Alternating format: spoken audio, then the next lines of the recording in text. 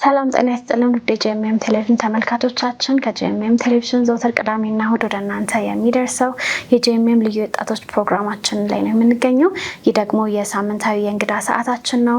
እኔ ፕሮግራም አዘጋጅና አቅራቢ ሶስና እያሱ ነኝ። ዛሬም እንደተለመደው ከአዲስ እንግዳ ጋር እገኛለሁ። የዛሬ እንግዳዬ ዶክተር ቻለው አለማየሁ ነው። የሜዲካል ዶክተር ነው፣ አገልጋይ ነው። ከዛም ባለፈ ደግሞ የተለያዩ መንፈሳዊ መጽሐፎችን ጽፏል።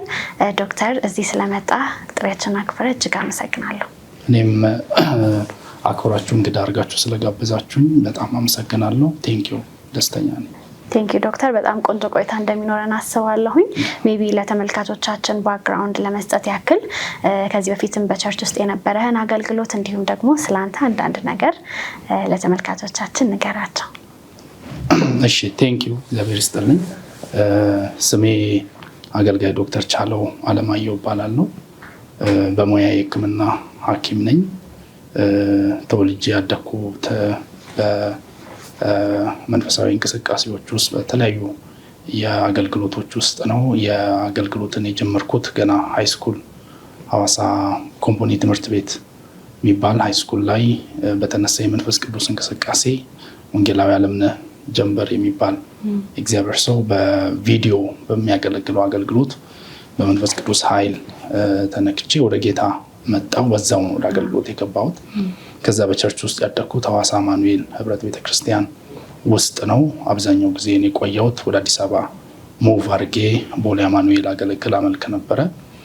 በዚህ የሕክምና ሙያ ውስጥ ቀጥዬ በህፃናት ሐኪም ሕክምና ስፔሻላይዝ አድርጌያለሁ። እያገለገልኩኝ እያለ የጽሁፍ አገልግሎትን ደግሞ አርሊ ገና የሕክምና ትምህርት ቤት 3ኛ ዓመት ተማሪ ሆኜ መንፈሳዊ መጽሐፍቶችን ጽፍ ነበር። በጣም አነብ ነበረ። ትልቅ ረሃብ፣ መንፈሳዊ ረሃብ ውስጤ ስለነበረ መጽሐፍ ማንበብ የጀመርኩት እርሊ ነው። ስለዚህ የመጀመሪያ መጽሐፍ የወጣው 2006 ወይም 7 ገና እንደተመረኩ በአመቱ ሲድስ ኦፍ ሪቫይቫል ፋየር የሚል በአማርኛም በእንግሊዝኛም የወጣ መጽሐፍ ነው። የታድሶ እሳት ዘሮች የሚል ሁለተኛ መጽሐፍ ዘ ዌይ ኦፍ ዘ አኖይንቲንግ የቅባት መንገድ የሚል እና አሁን ደግሞ በቅርቡ የወጣው መንፈስ ቅዱስና ምልልሳችን የተሰኘው 3ኛ መንፈሳዊ መጽሐፍ ጻፊ ነኝ። በቸርች ውስጥ በዋነኛነት አገለግል የነበረው ከሕክምናው ጎን ለጎን በፈውስ አገልግሎት ነበረ። ከጓደኞቼ ጋር የጀመርነው የፈውስ አገልግሎት ላይ ነው በዋነኛነት በቸርች ውስጥ ያገለገልኩት። ብዙ ቸርቾች ሄጄ አስተምሬያለሁ፣ አገልግያለሁ። እንዲሁም ደግሞ ሴንተር ኦፍ ኤንድ ታይም ሪቫይቫል ሚኒስትሪ የሚል በታድሶ በሪቫይቫል በመንፈሳዊ ሪፎርም ላይ የሚሰራ ሚኒስትሪም ስቴብሊሽ አድርገን በዛም ላይ ቸርቾችን ለማገዝ ለሚመጣው ጉብኝት ምክንያት ለመሆን መንገድ ለመጥረግ የተለያዩ ስራዎችን በመስራት እገኛለሁ። በሕክምና ሙያ እየሰራሁ እገኛለሁ። በጣም መልካም ዶክተር፣ እንግዲህ የጻፍከው አዲሱ መጽሐፍህ መንፈስ ቅዱስና ምልልሳችን ይሰኛል። ይህን መጽሐፍ ለመጻፍ እንዴት ተነሳሳህ? እንደገና ደግሞ ቅዱሳን ይህንን መጽሐፍ ሲያነቡ በዋናነት የሚያገኟቸው ሀሳቦች ምንድን ናቸው? ቴንኪዩ። መንፈስ ቅዱስና ምልልሳችን የሚለው መጽሐፍ ያው በቀደምት ከጻፍኳቸው መጽሐፍት ሲድስ ኦፍ ሪቫይቫል ፋየር እንዲሁም ዘ ዌይ ኦፍ ዘ አኖይንቲንግ የሚሉት መጽሐፍቶች የቀጠለ ሀሳብ አለው።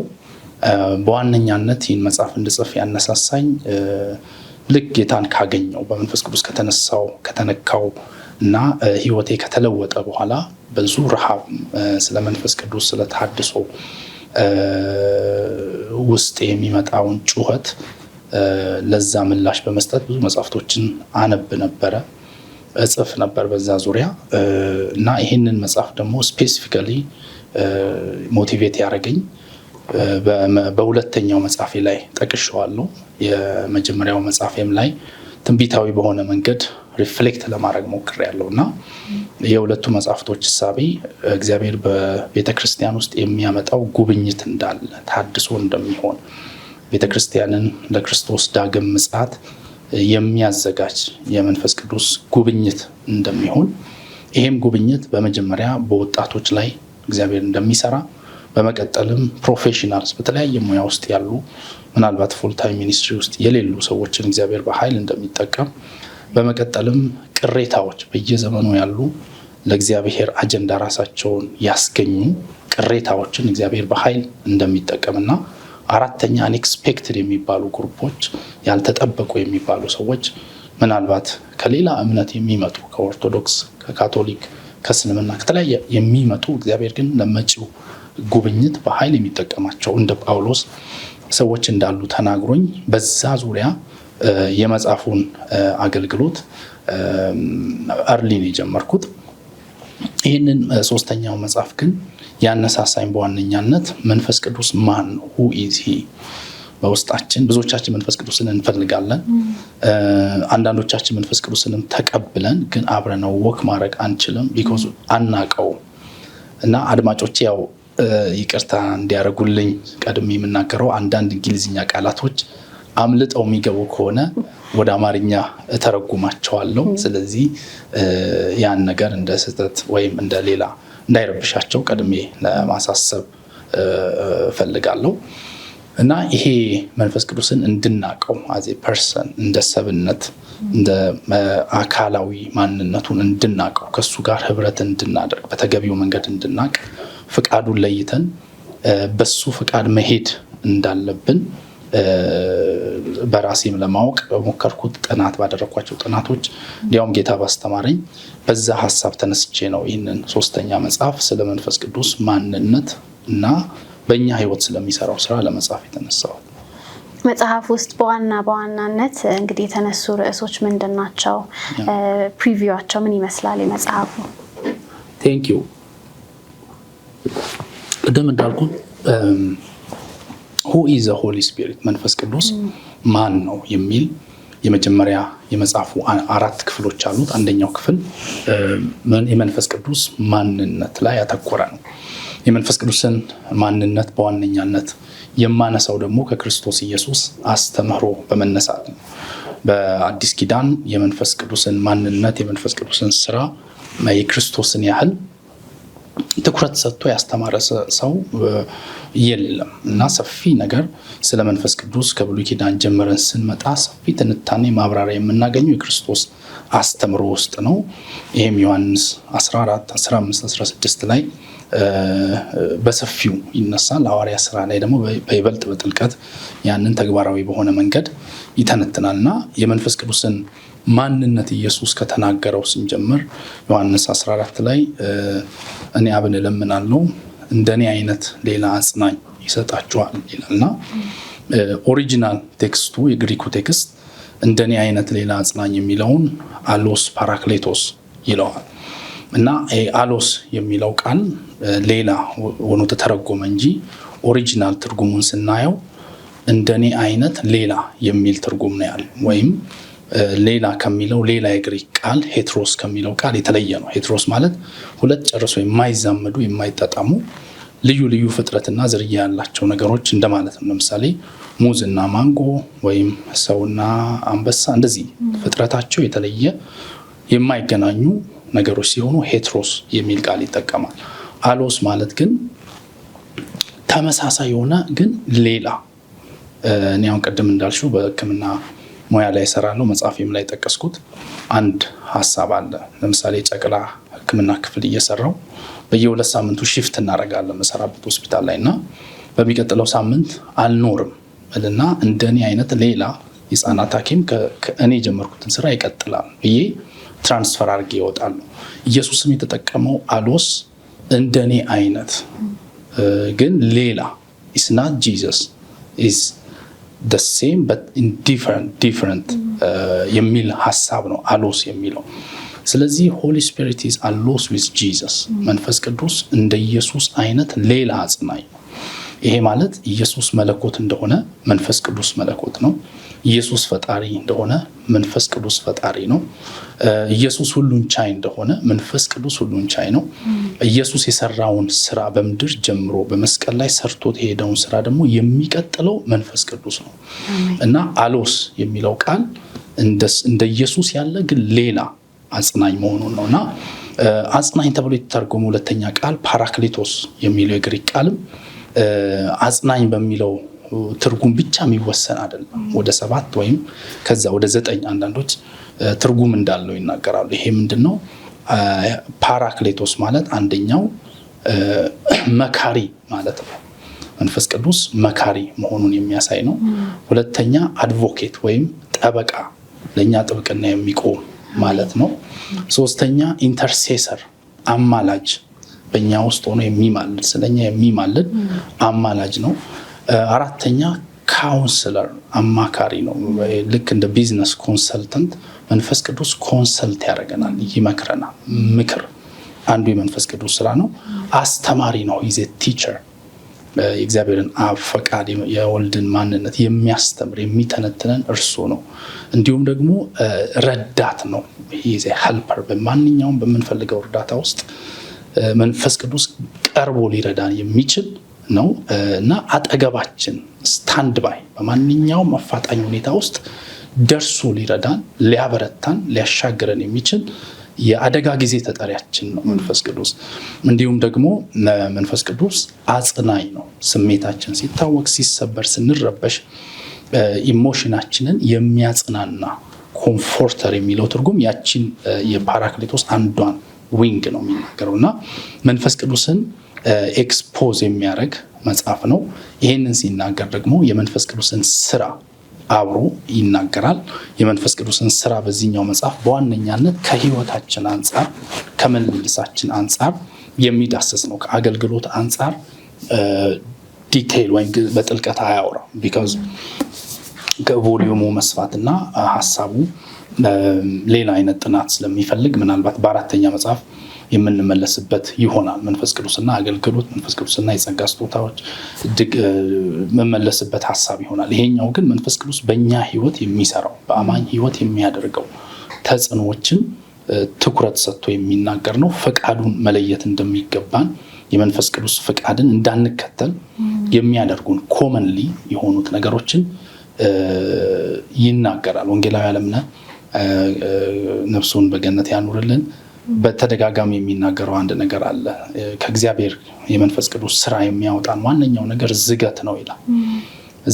ዝሙትን፣ ገንዘብን መውደድ፣ ትዕቢት ነው ይላል። ዝገት የሚል ቃል ይጠቀማል። እነዚህን እና መሰል ከመንፈስ ቅዱስ ስራ የሚያወጡንን እንቅፋቶች፣ መሰናክሎች፣ የፈቃዱ ተቃርኖዎችን በሰፊው የሚዳስስ ነገር ነው። ስለ ዘረኝነት አሁን ከረንትሊ ስላሉ ወጣቱን ሊያሰናክሉ የሚችሉ ኢሹዎችን በሰፊው የተተነተኑበት መጽሐፍ ነው። ዋው በጣም የሚገርም መጽሐፍ ነው። በተለይ ፐርሰናል ህይወታችን ላይ ብዙ ወጣቶች መንፈስ ቅዱስን ኤክሰርሳይዝ አናደርግም፣ የእውነት አናቀውም።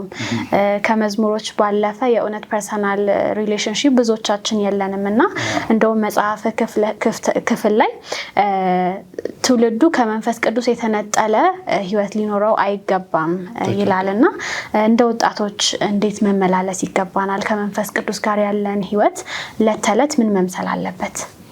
ቴንኪው በጣም ስለዚህ ጥያቄ። ይሄ ፕሮግራም ወጣቶች ላይ የሚያተኩር በመሆኑ በጣም ኢንካሬጅ ማድረግ ፈልጋለሁ። ወጣቶችም ይህንን ፕሮግራም እንዲታደሙ እንዲከታተሉ ኢንካሬጅ አደርጋለሁ። ወጣትነትና መንፈስ ቅዱስ በጣም የሚዛመዱ ነገሮች ናቸው። ወጣትነት ራሱ ምንድን ነው የሚለውን ሪዲፋይን ማድረግ እንደገና መተንተን ይኖርብናል። በብዙዎቻችን ዘንድ ወይም በዓለማዊ ፍልስፍና እንደሚባለው ወጣትነት ብዙ ነገሮችን የምንሞክርበት ወይም በዓለማዊ ቋንቋ የምንፈነዳበት ተብሎ ይታሰባል። የሙከራ ጊዜ ነው ተብሎ ይወሰዳል። which is very wrong።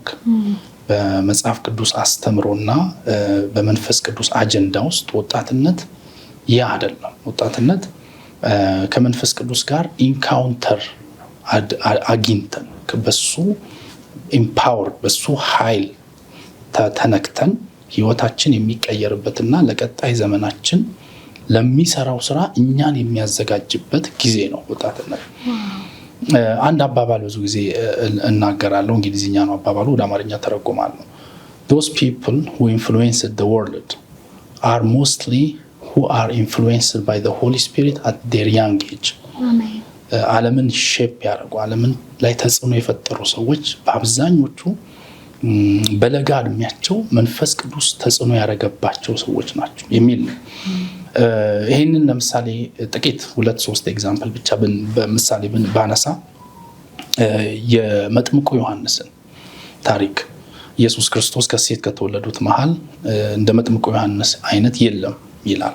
የአዲስ ኪዳንና የብሉይ ኪዳን መሐከለኛ ነብይ እንደሆነም ይነገራልና የዚህ አገልጋይ ልዩነቱ አንደኛው በእናቱ ሆድ ሆኖ በመንፈስ ቅዱስ እንደተሞላ መጽሐፍ ቅዱስ ይናገራል። ወይም እንደሚሞላ ወይም እንደተሞላ ይናገራልና በጣም ኢንፍሉዌንሻል የነበረ ለክርስቶስ ኢየሱስ መምጣት መንገድ የጠረገ በበረሃ በኤልያስ መንፈስ ይሄዳል ይራመዳል የተባለለት ሰው አንደኛ ልዩነቱ ገና በእናቱ ማህፀን ሆኖ በመንፈስ ቅዱስ ተሞልቷል የሚል ሚስጥር እናያለን።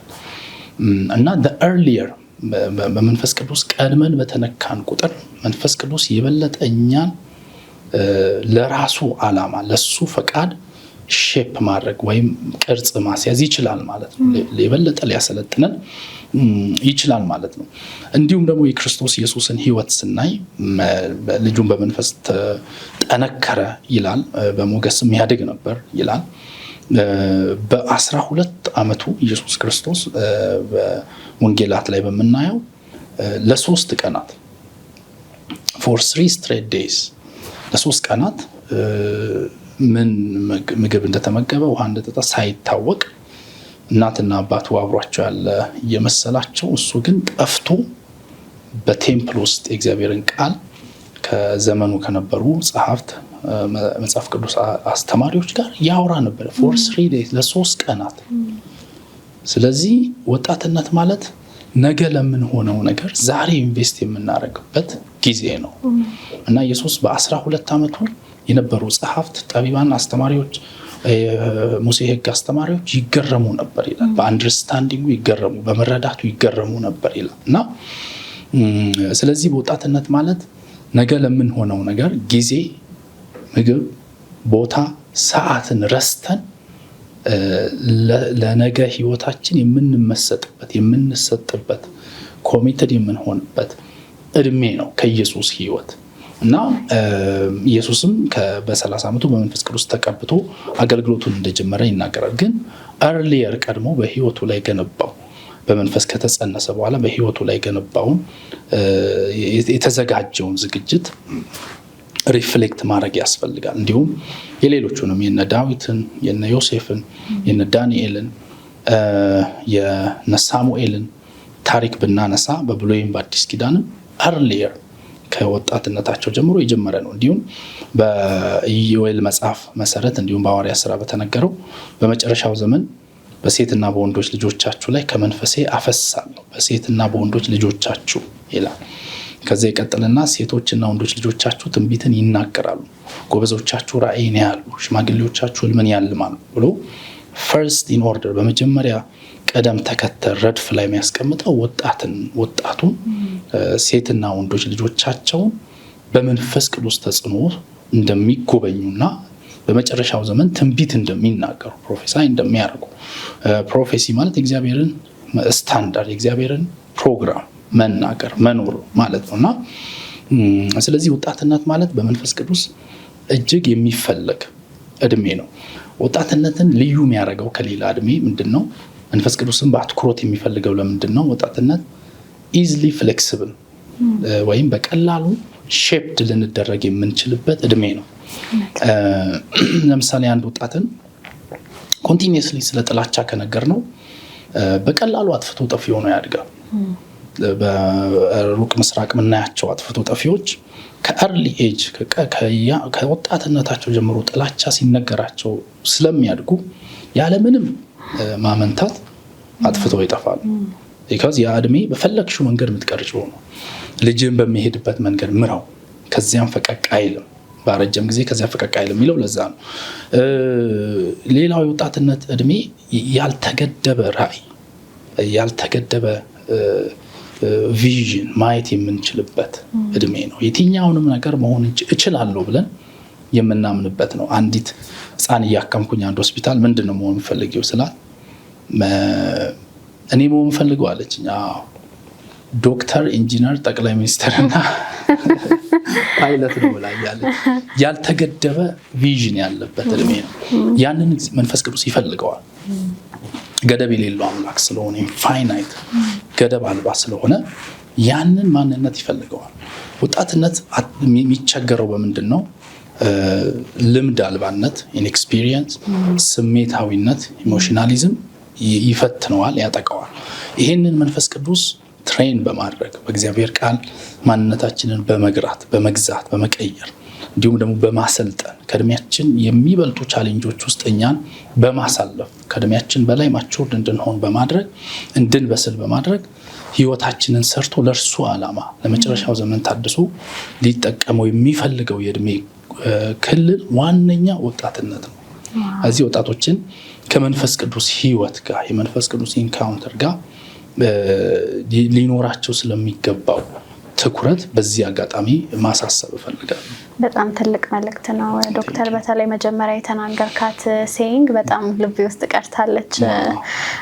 እንዳልከው በወጣትነት የሚታሰበው ያው የፈለግነውን መሆን እንችላለን፣ እንደፈለግን ማድረግ እንችላለን የሚል እሳቤ ነው ያለው። ግን ምን ያክል መንፈስ ቅዱስን ከፈቀድንለት በህይወታችን እንደሚሰራ ለሌሎችም የሚተርፍ ህይወት እንደሚኖረን ነግረህናል። በጣም እናመሰግናለን ዶክተር። እዚህ ጋር መጨመር የምፈልገው በመጽሐፍ ቅዱስ ሪሰርች ማድረግ እንችላለን።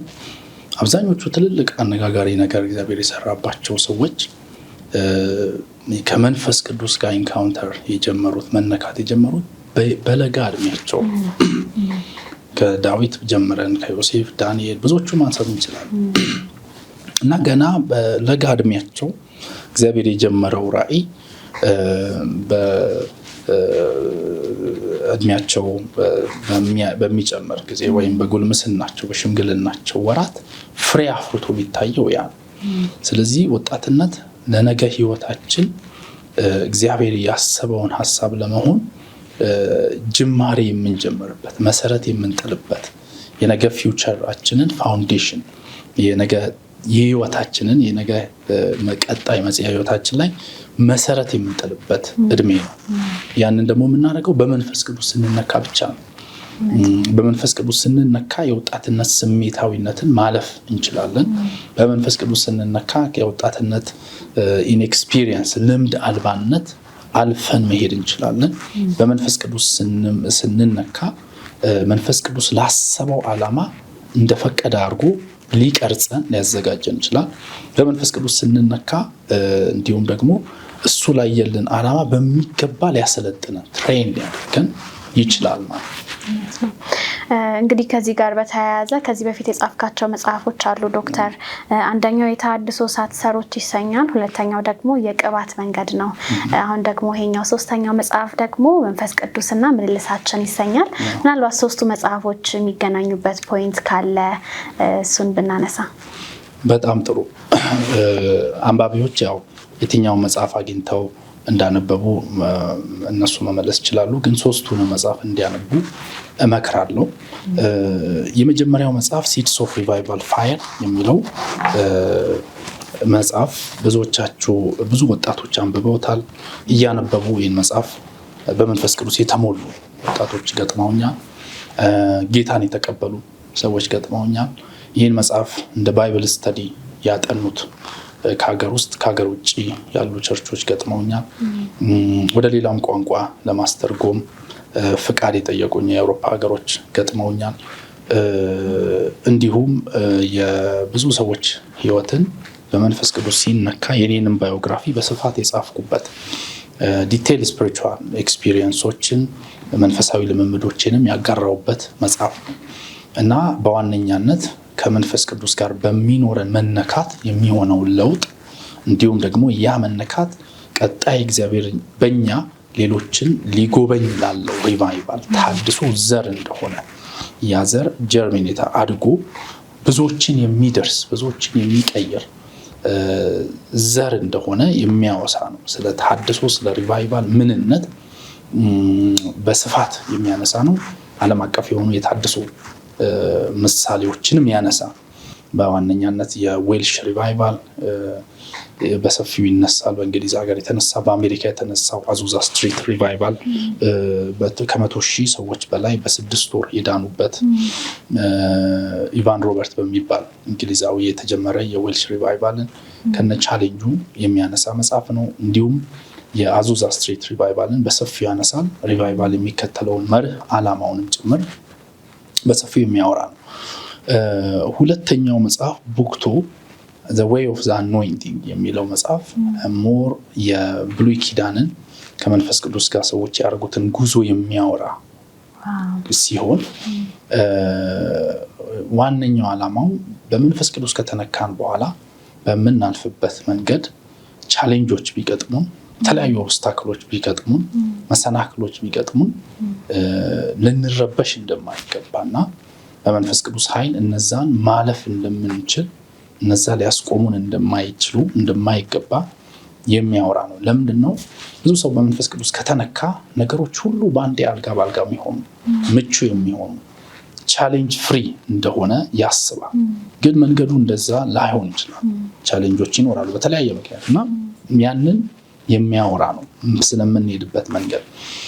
ሶስተኛው መጽሐፍ በይበልጥ የአዲስ ኪዳንን ኒውማቶሎጂ የመንፈስ ቅዱስ ስነ መለኮት የሚያነሳ የሚዳስስ ሲሆን ፎከስ የሚያደርገው መንፈስ ቅዱስ ራሱ ማን ነው፣ የመንፈስ ቅዱስ ፈቃድ ምንድን ነው፣ መንፈስ ቅዱስ በእኛ ህይወት የሚሰራው ምንድን ነው የሚለውን የአዲስ ኪዳን አማኞች ከመንፈስ ቅዱስ ጋር ሊኖራቸው የሚገባውን የህይወት ምልልስም ጭምር በትኩረት የሚያወራ ነው። ስለዚህ የሶስተኛው መጽሐፍ አንድ ሙግት አለ። ይሄ ምንድነው? ሰሪውን ሳናቅ ልንሰራለት አንችልም። መንፈስ ቅዱስ በእኛ እንዲሰራ ብዙ ሰው ይፈልጋል። ግን መንፈስ ቅዱስ ደግሞ ከዛ በፊት እንድናቀው ይፈልጋል። ከዛ በፊት ከኛ ጋር ህብረት ማድረግ ይፈልጋል። ከዛ በፊት የኛን ህይወት መስራት ይፈልጋል። ከዛ በፊት ፍቃዱን ሊያስተምረን ይፈልጋል። ስለዚህ ይህንን ፍቃዱን የማወቅ ከማንነቱ ጋር ህብረት የማድረግ የመንፈስ ፍሬን የመንፈሳዊ የህይወት ፍሬን ስለማፍራትና በምናደርገው ምልልስ አሞጽ ምዕራፍ 3 ቁጥር 3 ወይም 2 አካባቢ ምን ይላል? ሁለት ሰዎች ሳይስማሙ እንዴት አንድ ላይ ሊሄዱ ይችላሉ ይላል። ሳይስማሙ እንዴት አንድ ላይ ሊሄዱ ይችላሉ ይላል። እንዲሁም ደግሞ ገላትያ 5 ላይ ምን ይላል? እንግዲህ በመንፈስ ብንኖር በመንፈስ ደግሞ እንመላለስ ይላል። በመንፈስ ደግሞ እንሂድ እንንቀሳቀስ ይላል። ስለዚህ በመንፈስ ቅዱስ መሞላት መጠመቅ እንዳለብን ሁሉ በመንፈስ መመላለስ፣ በሱ ፍቃድ ውስጥ መመላለስ፣ መራመድ፣ መሄድ አለብን የሚል ሙግት አለው ሶስተኛው መጽሐፍ።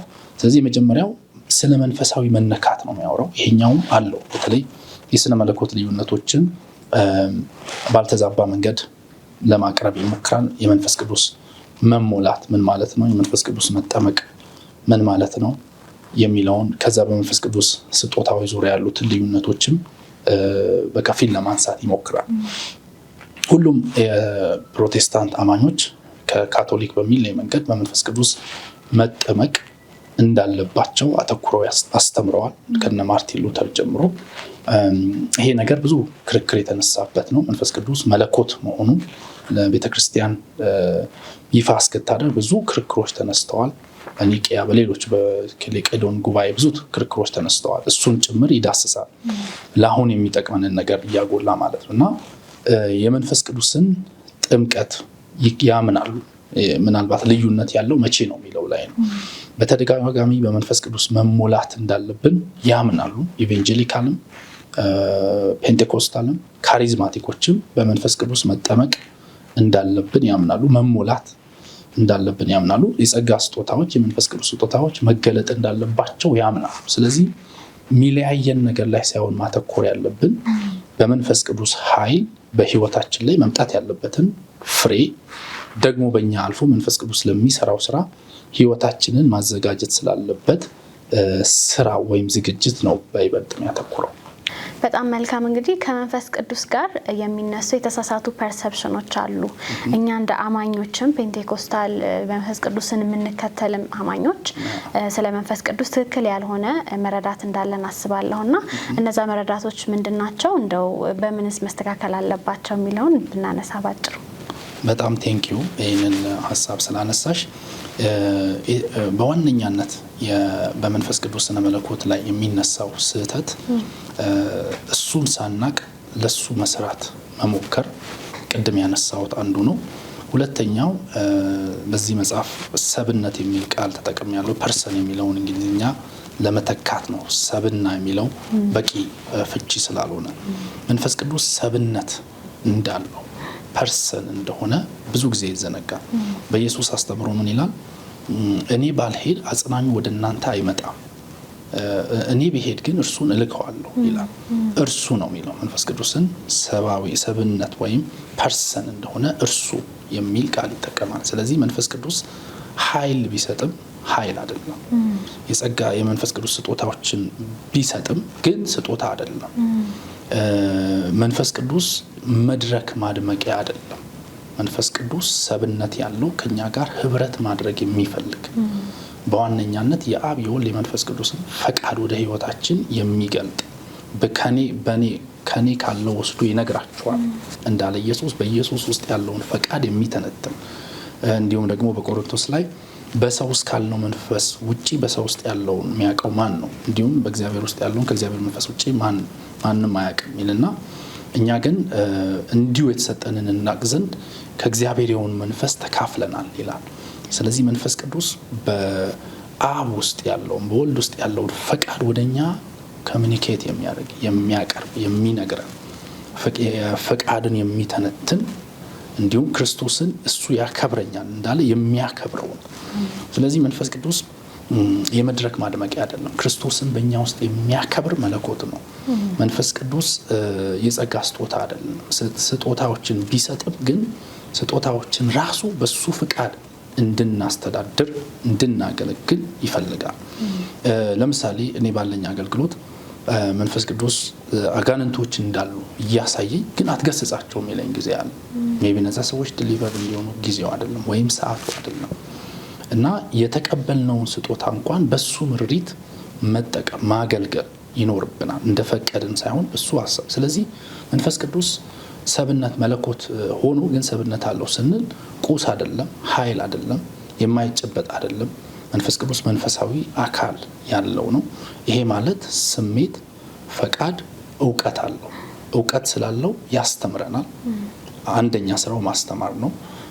ሁሉን አዋቂ ስለሆነ ስሜት ስላለው ስሜታችንን ይረዳል። ስናዝን፣ ስንሰበር ሊያጽናናን፣ ሊያክመን፣ የተሰበረ ልብ ይጠግናል። እንዲሁም ደግሞ መንፈስ ቅዱስ መሪ ነው። ሁሉን አዋቂ ስለሆነ በመንፈሳችን ይመራናል፣ ወደ እውነት ሁሉ ይመራቸዋል ስለሚል የሚመራን ነው። ብዙዎቻችን ግን መንፈስ ቅዱስን ልንመራው ነው የምንፈልገው፣ ወደኛ ፍቃድ ልናመጣው ነው የምንፈልገው እንጂ የእሱን ፍቃድ መከተል እሱን መስማት አንፈልግም። ከሱ መማርም ብዙዎቻችን አይቀናል እና ይሄንን ብዙ ጊዜ እንደ ፐርሰፕሽን በመጽሐፉም ተነስቷል።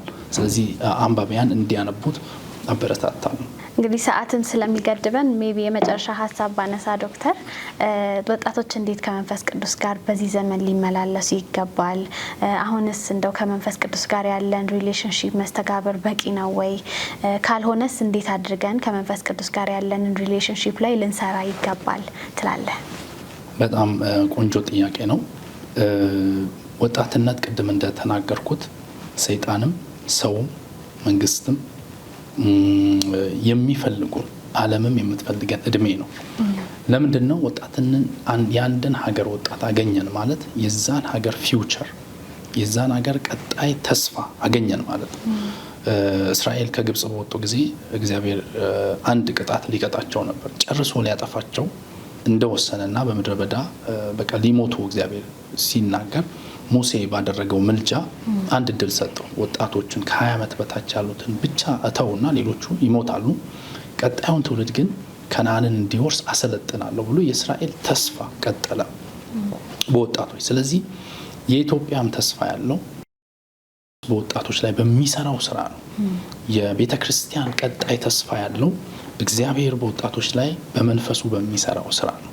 ስለዚህ ወጣቶች ራሳችንን ለእግዚአብሔር ስንሰጥ የቤተ ክርስቲያንን፣ የሀገራችንን፣ የቤተሰባችንን ቀጣይ ተስፋ ለእግዚአብሔር ፈቃድ እያስገዛን ነው ማለት ነው። ስለዚህ ወጣትነት ከመንፈስ ቅዱስ ጋር ህብረት ብናደርግ የምናተርፍበት ፓስተር ቾ ማይ ሲኒየር ፓርትነር ይለዋል መንፈስ ቅዱስ እና መንፈስ ቅዱስ ሰብነት ያለው ስለሆነ ከሱ ጋር ህብረት ማድረግ እንዳለብን እንደ ሰው እንደሚያናግረው ይናገራል። ጠዋት ስነሳ እንደምን አደርክ መንፈስ ቅዱስ ብዬ እነሳለሁ። ማታ ስገባ ደግሞ ሰላም እደር ካንተ ጋር በመስራት ያትርፍ ያለው ቤተሰቤን እኔን በመገኘት ሸፍነኝ ብዬ ነው የምተኛው አለና የመንፈስ ቅዱስ ሰብነት ጋር ህብረት የምናደርግበት ጊዜ መሆን አለበት። ከሱ ብዙ ልንማር፣ ከሱ ብዙ ልንረዳ፣ ከሱ ብዙ አቅምና ኃይል በሰዋዊ አቅም ልናደርግ የማንችላቸውን ነገሮች ለመከወን ከእርሱ ኃይል የምንካፈልበት እንደ ዮሴፍ፣ እንደ ዳንኤል፣ እንደነ ጳውሎስ የምንሆንበት እድሜ ስለሆነ ወጣቶች ሁለቱንም መጽሐፍ ሶስቱንም መጽሐፍቶች እንዲያነቡ ራሳቸው ለመንፈስ ቅዱስ አቬሌብል እንዲያደርጉ እንዲያቀርቡ ማሳሰብ እወዳለሁ። ይህንን ድንቅ መጽሐፍ የት ሊያገኙት ይችላሉ? ከዚህ በፊት የነበሩትን መጽሐፍቶች በየትኛው መደብሮች ሊያገኙ ይችላሉ?